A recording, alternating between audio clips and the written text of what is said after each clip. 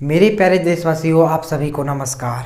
आज मैं एक ऐसे सन्यासी के बारे में बात करूंगा जिसकी कहानी सुनकर आप तंग रह जाएंगे। तो वीडियो को अंत तक देखें और चैनल पर नया है तो चैनल को जरूर सब्सक्राइब करें। तो चलिए शुरू करते हैं। ये सन्यासी कौन है? ये है श्रीला प्रभुपाद। ये श्रीला प्रभुपाद कौन है? ये है इस्कॉन के आचार्य फाउंडर। 1 सितंबर 1896 को बंगाल में इनका जन्म हुआ था और जब ये 14 साल के थे तो इनका माता का देहांत हो गया था 1910 में। ये कोई शुरू से सन्यासी नहीं थे, ये बचपन से ही तेज थे। इन्होंने अंग्रेजी में पढ़ाई की थी। इनका प्रयागराज इलाहाबाद में इनका खुद का फार्मेसी का बिजनेस था। पर 1922 में जब ये अपने गुरु से मिले, इनके गुरु इनको देखकर पहचान गए कि श्रीला प्रभुपाद की अंग्रेजी तो बहुत तेज है। तभी श्रीला प्रभुपाद के गुरु ने उनके लिए बोला कि क्या तुम मेरे लिए काम कर सकते हो? तुमको शास्त्रों में भी मन लगती है और अंग्रेजी भी अच्छी है। तुम भगवत गीता के ज्ञान को पूरी दुनिया में अंग्रेजी में पहुंचा दो, क्योंकि हमारे शास्त्रों को दुनिया में कोई नहीं लेके जा रहा है और पूरी दुनिया की किताब हमारे देश में आ रही है। श्रीला प्रभुपाद ने उनका देश को दिल से लगा लिया। फिर उसके बाद भगवत गीता को अंग्रेजी में उन्होंने ट्रांसलेट करना शुरू कर दिया। 1 साल के अंदर कई पेजों के अंदर भर भर के उन्होंने ट्रांसलेट किया। एक दिन फैक्ट्री से घर आ रहे थे। जब घर पहुंचे तो ढूंढने लगे कि कागज कहाँ है। इतनी मेहनत की कागज उनको मिल नहीं रहे हैं। वो बड़े परेशान थे। फिर अपनी पत्नी से पूछी कि वो कहाँ कागज है जिसमें हमने भागवत गीता लिखी थी। अचानक उनकी पत्नी ने जो बोला, उनके होश उड़ गए। श्रीला प्रभुपाद के पत्नी ने बोला कि वो सारे कागज मैंने कबाड़ी वाले को बेच दिया। बोला क्यों बेचे? उसके बदले में मैंने चाय खरीद ली। अंग्रेज ने बताया कि चाय पीनी चाहिए।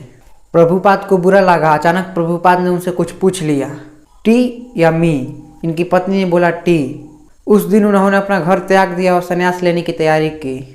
वहां से जाकर के इन्होंने पुनः भागवत गीता लिखना शुरू की। बाद में वृंदावन चले गए, कई साल वृंदावन में रहे, भागवत गीता लिखी, उसकी तैयारी की। ये पहले से जानते थे दुनिया का नंबर 1 देश अमेरिका और अमेरिका का नंबर 1 शहर न्यूयॉर्क।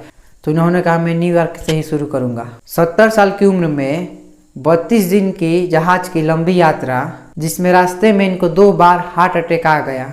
साथ में ये $7 और कुछ किताबें लेकर निकल पड़े थे। वहाँ इनको कोई जानता नहीं था। वहाँ पहुँचे Tom skin square park, New York के अंदर। उन दिनों वियतनामी और यूएस का वार चल रहा था, जिसके कारण वहाँ पहुँचे हिप्पीज आ गए थे।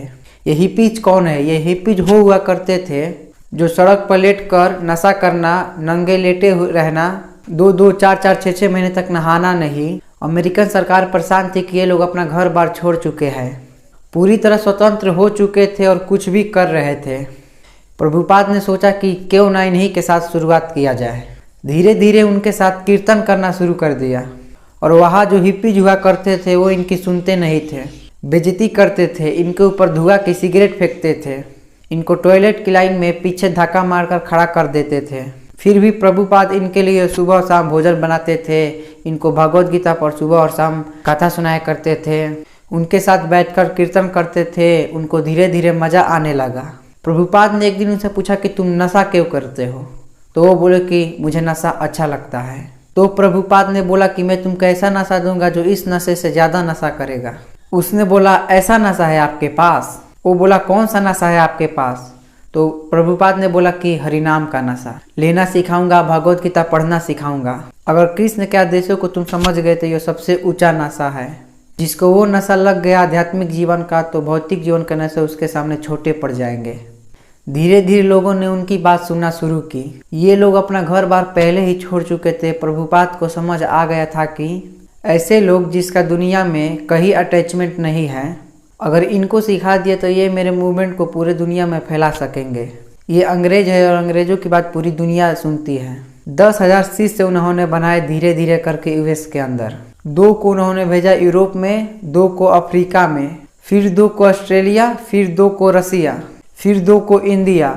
ऐसे करते करते उन्होंने सभी लोगों को अलग अलग जगह पर भेज दिया और बोले कि अब तुम इस भगवत गीता को पूरी दुनिया में ले जाओ, जैसे मैंने तुमको सिखाया अब तुम इस दुनिया को सिखाओ। 1965 से लेकर 1977 तक लगभग 11-12 साल उन्होंने अपने आप को पूरी तरह झोंक दिया। पैसे की कमी थी इनके पास। अगरबत्ती का बिजनेस इन्होंने अपने शिष्य को करना सिखाया। लगभग 3 सालों के अंदर $1 मिलियन का रेवेन्यू आना शुरू हो गया अगरबत्ती के बिजनेस से। किताबों इन्होंने तेजी से लिखना शुरू कर दी। लगभग 5.5 करोड़ किताबें इन्होंने पूरी दुनिया में बांटी। किताबें बेचने से जो फंड रेस हुआ उससे इन्होंने मंदिर बनाने का प्रयास किया। ये ऐसे संत सन्यासी है जिसके कारण पूरी दुनिया के अंदर सैकड़ों हजारों ऐसे मंदिर बने जहाँ भागवत गीता पढ़ाई जा रही है, सिखाई जा रही है। पाकिस्तान जहाँ कुछ भी हो रहा हो, लेकिन आज भी इस्कॉन के 12 मंदिर है पाकिस्तान में, जहाँ रोज शाम को भगवत गीता पर कथा की जाती है। प्रभुपाद जी साथ साथ इतनी किताबें लिखना चाहते थे, जानते थे वे बूढ़े हो गए हैं, सारी चीज़ें लिख कर चला जाओ ताकि लोग उसे आसानी से फॉलो कर सके। इन्होंने खुद से लिखना बंद कर दिया, डिक्टाफोन ले लिया, उन पे रिकॉर्ड करते थे और चलते चलते रिकॉर्डिंग करते थे, बैठे बैठे रिकॉर्डिंग करते थे। 24 घंटे में 22 घंटे सेवा करते और सिर्फ 2 घंटे सोते थे।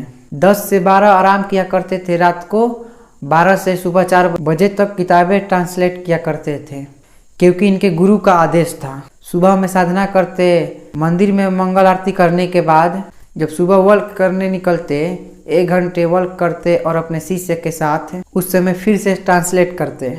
जानते थे मेरे पास समय कम था।